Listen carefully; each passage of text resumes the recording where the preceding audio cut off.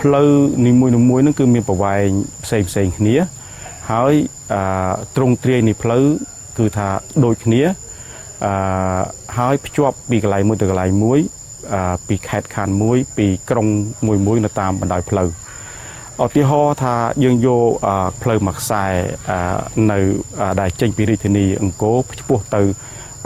ក្រុងបុរាណមួយនៅនៃអង្គរគឺអតីតក្រុងភីម៉ៃផ្លូវនេះមានបណ្ដោយសរុបប្រមាណ250គីឡូម៉ែត្រហើយយើងឃើញមានសាលាសំណាក់ដែលនៅសាងនៅតាមបណ្ដោយផ្លូវ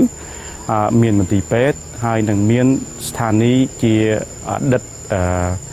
ឧស្សាហកម្មទីតាំងឧស្សាហកម្មពីបុរាណហើយនឹងទីក្រុងចាស់ភូមិឋានចាស់នៅតាមបណ្ដោយផ្លូវហ្នឹងហើយនឹងមរតកវប្បធម៌អរូបីបែបថាប្រពៃណីទំនៀមទម្លាប់របស់អ្នកស្រុកដែលយើងគិតថាពីមុនមកវា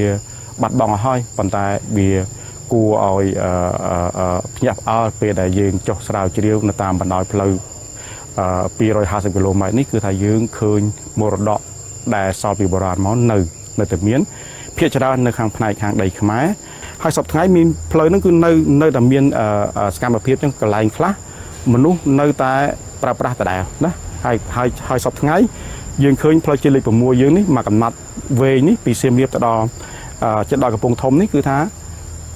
យើងប្រើប្រាស់លើទួលផ្លូវបុរាណយើងគ្រាន់តែចាក់ណាយើងគ្រាន់តែចាក់ដីចាក់កស៊ូតាមសម័យទំនើបប៉ុន្តែយើងប្រើទួលផ្លូវបុរាណហើយយើងឃើញមានស្ពាននៅតាមបណ្ដោយផ្លូវហ្នឹង